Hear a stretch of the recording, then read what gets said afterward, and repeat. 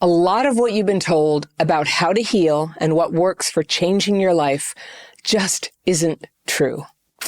Too many people get stuck in their trauma because they think something outside of themselves, like society or parents or ex-partners or things that happened in the past, are the sole cause of their problems. And the truth is, you better hope that's not true, because there's very rarely anything you can do about the past or about the way other people have behaved. If you're waiting for those things to change and outrage is building, or you're falling into despair, I have great news for you. Your healing doesn't come from those things. It comes from things you can change. And if there's anything that you're destined to change about society, or if a confrontation with the people who hurt you is in the cards, then you, healed, is how you'll bring forth the power within you to take that on. You in the middle of your trauma reactions, I'm going to be honest with you, active CPTSD is such a vulnerable state. There's distorted perception undermining you. There's emotional dysregulation undermining you. There's almost always a lack of reliable emotional support from the people around you.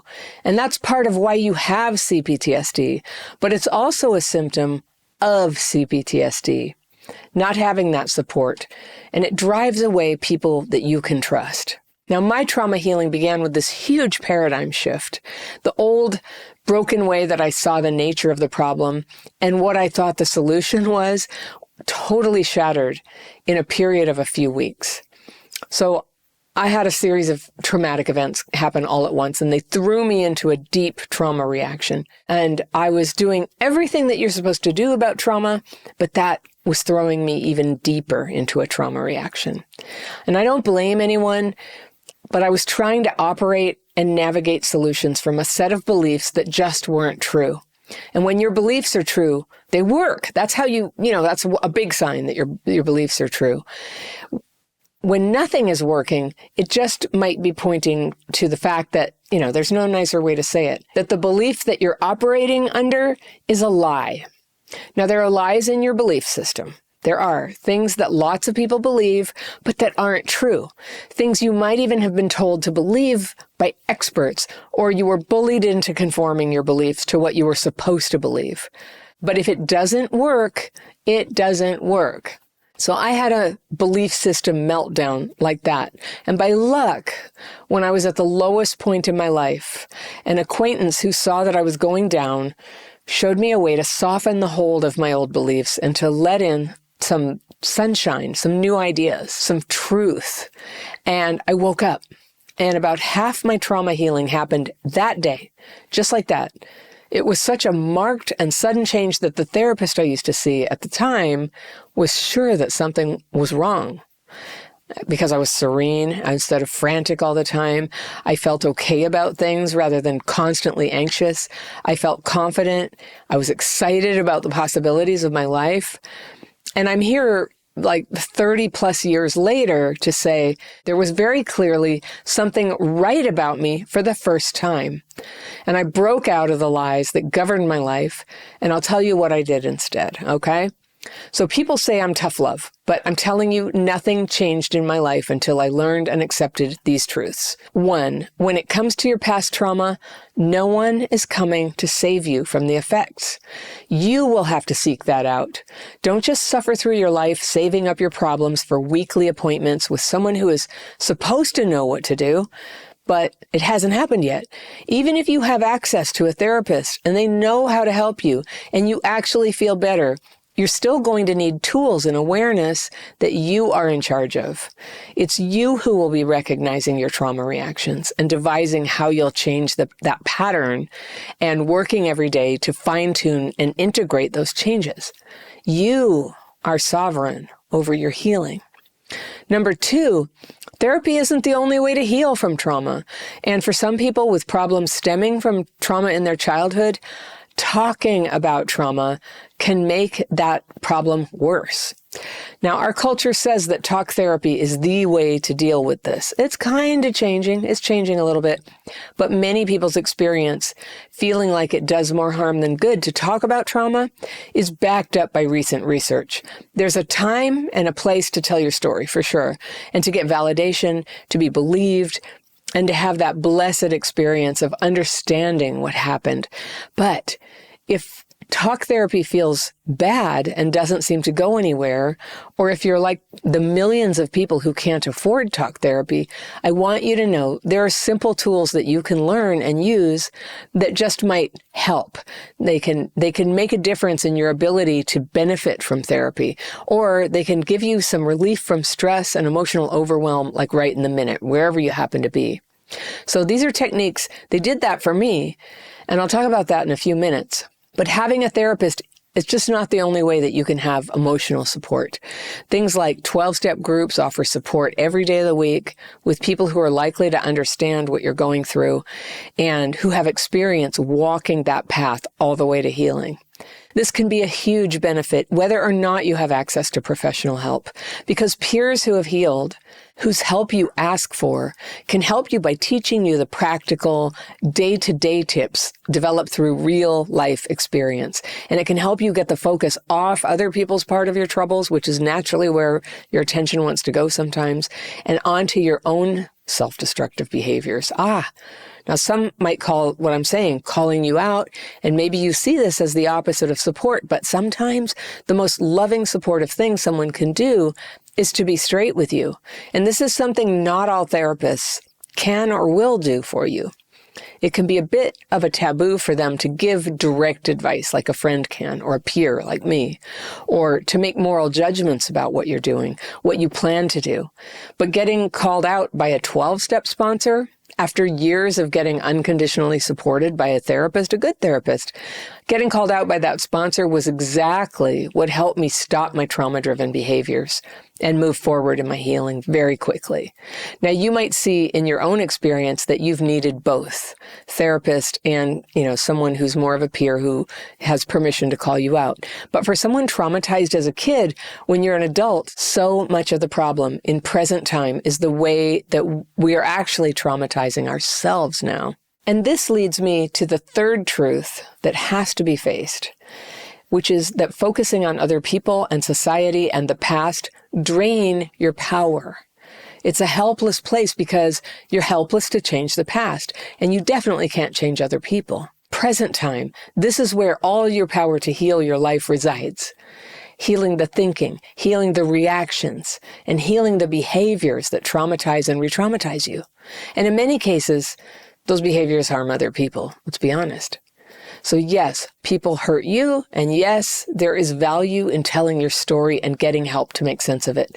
For many people, doing this helps them to know they're not alone, and there's a reason for their struggles. But all that trauma has wreaked havoc on your life, right? And all the understanding in the world isn't enough to straighten out your trauma-driven reactions, the patterns, the destructive behaviors.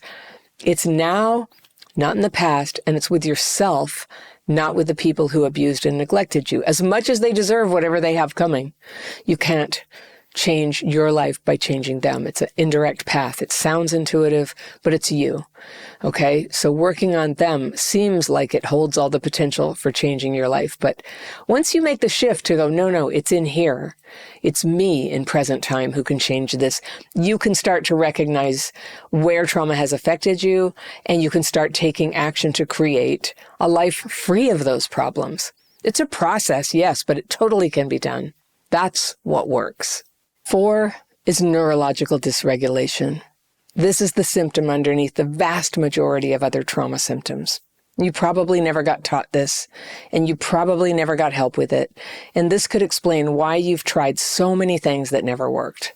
The truth is, until you learn to re-regulate, your healing efforts are likely to just kind of limp along. They'll go 2 steps forward, 2 steps back. When you learn to spot dysregulation and quickly re-regulate, everything gets easier. Now, if you think you might be dysregulated a lot of the time, check my list of signs to watch for. I'll put that list, it's called the dysregulation quiz. I'll put it down in the top line of the description section below this video. Number 5, this is the 5th truth. Research does not show a clear pattern of efficacy when medication is prescribed for CPTSD symptoms. Maybe this is going to change, but this is what's available so far. Not only do medications not seem to help, but they can actually make it harder for you to re-regulate. Antidepressants, anti-anxiety drugs, they might be necessary for you for other reasons for a certain amount of time, at least in your doctor's opinion. But because our insurance system tends to push people suffering with trauma symptoms first to talk therapy, usually limited to 10 sessions, and then when that doesn't work, refer them for prescriptions. A lot of people are getting dysregulated by this approach and then getting stuck there, thwarted in their efforts to re-regulate, which is natural. We all get dysregulated sometimes. We all eventually re-regulate, but the medication can make it very hard to do that. Now, this is something that you'll need to talk to your doctor about. It's a bad idea to change medication without medical supervision. But in my experience, staying sensitive to the feeling of dysregulation and then mastering re-regulation is the most important thing that you can do to heal trauma symptoms. It's the foundation for people like me and many, many others. So mind-altering substances, including antidepressant and anti-anxiety drugs, can defeat everything else that you're trying to do to feel better and change your life. All right, number 6, let's talk about this phrase, self-medicating. Now, what it is a euphemism for the use of drugs and alcohol by people with emotional pain. Not everybody gets emotional relief from drugs and alcohol, but those who do don't usually get that beneficial effect for very long. So a word for trying to feel better might be self-anesthetizing, perhaps, or self-sedation, because medicine implies that it heals you.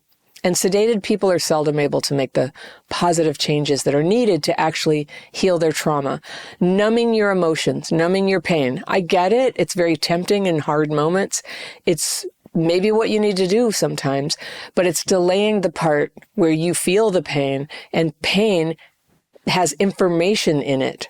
Like, what's going wrong? Why is this happening? Should I have seen this coming sooner? Could I have had a different outcome? What is the difference between a just sort of like reflexive trauma reaction, blah, and what's a feeling that actually needs your attention, that needs you to take action? What is triggering dysregulation, and what is the moment before that happens? Right? When you can maybe learn to put a little pause in and re-regulate before you decide what to say or how you'll respond. So if alcohol and drugs are how you're coping, there's a reason why healing is so hard. And there's an easier way ahead when you're ready for it. Number 7, there's no point in arguing with people that they haven't met your needs. Sounds weird, right? You are the one who meets your needs. And when you do a good job of that, you are better able to choose caring people to have in your life. Operating on the belief that they're supposed to give you that and meet all your needs just because you've become attached to them is an echo from your childhood, when your needs were supposed to be met by someone but weren't. Now, in an adult relationship, caring and commitment are not a given. They happen rarely, and when they do, they build slowly. So being angry at someone that you've been dating for, a short time, for not meeting your needs, it's like, well, one of our members said this, it's like driving a car all over the road and then expecting the other cars to keep you safe, but then being mad that you crashed. So meeting your own needs is the strongest protection that you have against romantic obsession, too. 8, when you've ended up in bad relationships, the truth is, most of the time, the red flags were there on day 1. Do you think? But maybe you rushed in anyway. Now, what caused that? An attachment wound?